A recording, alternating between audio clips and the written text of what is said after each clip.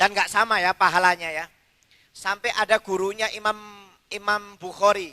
Imam Bukhari ini punya guru namanya Al-Imam Abdullah bin Umar Al-Ghawariri. Ini guru termasuk guru terbesarnya Imam Bukhari. Imam Bukhari yang pengarang hadis, yang mengumpulkan hadis. Hadis-hadis sahih. Ya, kita kan sering hadis sahih hadis riwayat Imam Bukhari, Imam Muslim. Ya, ini gurunya Imam Bukhari. Imam Abdullah bin Umar Al-Ghawariri. Pernah ketika waktu maghrib, setelah sholat maghrib berjamaah, Imam Abdullah bin Umar ini didatangi oleh seorang tamu. Membahas masalah ilmu agama. Tamu ini tanya masalah ilmu agama. Sampai waktu Isya lupa. Saking asiknya bahas ilmu agama ini sampai lupa waktu Isya. Gak taunya waktu Isya sudah habis setengah jam. Tamunya pamitan pulang. Setelah pamitan pulang, Imam Abdullah ini baru ingat kalau belum sholat Isya berjamaah. Langsung lari ke masjid. Sampai di masjid sudah tutup masjidnya. Cari keliling orang, gak ada. Semuanya sudah masuk ke rumahnya masing-masing.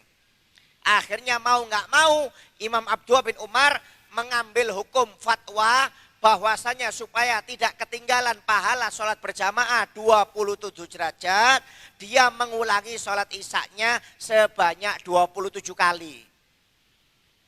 Karena sholat berjamaah kan pahalanya 27 derajat daripada sholat sendiri. Jadi dia sholat sendiri 4 rakaat diulangi 27 kali. Supaya dapat pahala sholat berjamaah. Bisa Anda bayangkan Pak, 27 kali 4 berapa berarti? 100 berapa? 114 ya? 108. 108 rakaat. Diulangi 27 kali. Jadi totalnya 108 rakaat. Jadi semalam itu sholatnya 108 rakaat dia. Isya-nya 4 rakaat diulangi 27 kali. Subhanallah. Ya. Malamnya mimpi dia. Dikasih tahu oleh Allah Ta'ala. Dikasih tahu oleh Ta'ala dalam mimpi. Ya. Imam Abdul Al-Ghawari ini lomba pacuan kuda. Ikut lomba pacuan kuda. Tapi kudanya Imam Abdullah bin Umar ini lambat Pak. Dibalap oleh kawan-kawannya berkali-kali. Ya. Kudanya ini lambat. Dibalap oleh kawannya berkali-kali. Sudah dipacu nggak laju-laju kudanya ini. Imam Abdullah bin Umar ini bingung di dalam mimpinya ini. Kenapa kudanya ini kok nggak bisa laju? Kata kawan-kawannya, wahai Abdullah bin Umar, percuma kudamu nggak akan bisa laju. Nggak seperti kuda-kuda kami. Kuda kami ini hebat, laju-laju. Ditanya oleh Imam Abdullah bin Umar, loh kok bisa kuda kalian laju-laju? Iya, karena pahalanya nggak sama. Walaupun kamu sholat isya, kamu ulangi 27 kali, tetap pahalanya masih lebih afdol, lebih besar sholat isya berjamaah walaupun 1 kali. Jadi dikasih tahu oleh Allah Ta'ala dalam mimpi, walaupun engkau sholat isya 27 kali, supaya dapat pahala 27 derajat, kalah masih lebih besar pahalanya sholat isya 1 kali secara berjamaah. Subhanallah. Bayangkan, langsung dikasih tahu oleh Allah Ta'ala dalam mimpi. Mulai itu Imam Abdullah bin Umar gak pernah meninggalkan sholat berjamaah. Selalu sholat berjamaah. Dikasih tahu oleh Allah Ta'ala. Subhanallah lewat mimpi. Bayangkan Pak Bu, kalau kita suruh ngulangi 27 kali kirim salam. Ya, kirim salam, terawih aja minta yang singkat. Mau ngulangi 108 rakaat. Ngalah-ngalahi terawih 23 rakaat ini.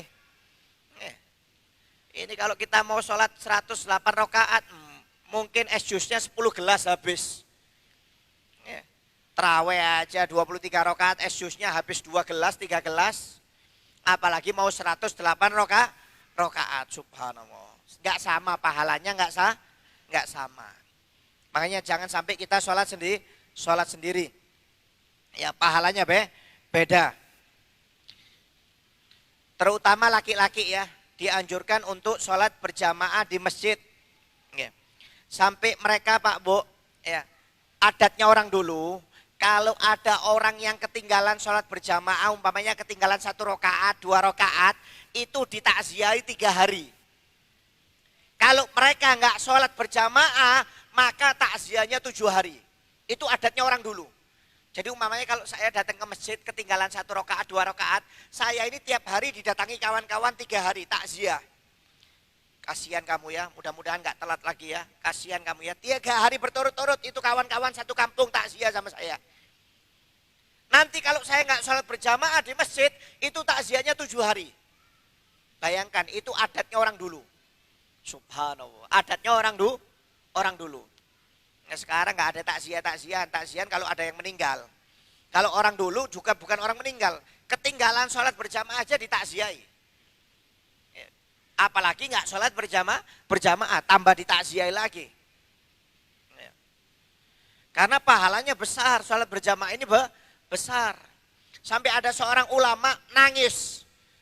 Pernah ketemu seseorang menangis, Pak Bu. Nangisnya luar biasa. Ditanya, kenapa kamu nangis ini? Apakah ayahmu meninggal?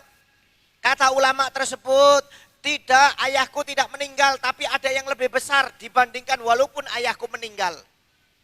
Apa yang bikin kamu sedih kalau bukan ayahmu meninggal? Apakah ibumu meninggal? Bukan, ibuku tidak meninggal. Seandainya meninggal ibuku, tetap ada musibah yang paling besar. Ditanya, musibah apa kamu ini? Kok melebihi sedihnya dari meninggal ayahmu atau meninggal ibumu? Dijawab oleh ulama tersebut, aku ketinggalan sholat berjamaah. Ketinggalan sholat berjamaah itu lebih besar musibahnya daripada meninggalnya ayahku dan ibuku, kata ulama tersebut. Bayangkan, sampai orang dulu itu, kalau ketinggalan sholat berjamaah itu dianggap musibah besar. Sampai lebih parah daripada meninggalnya ayah dan ibunya. Jadi nggak salah kalau orang dulu ketinggalan sholat berjamaah, takziahnya 3 hari. Kalau nggak sholat berjamaah, maka takziahnya 7 hari. Oleh karena itu jangan sampai meninggalkan sholat berjamaah. Ya apalagi bapak-bapaknya di masjid, pahalanya besar Pak.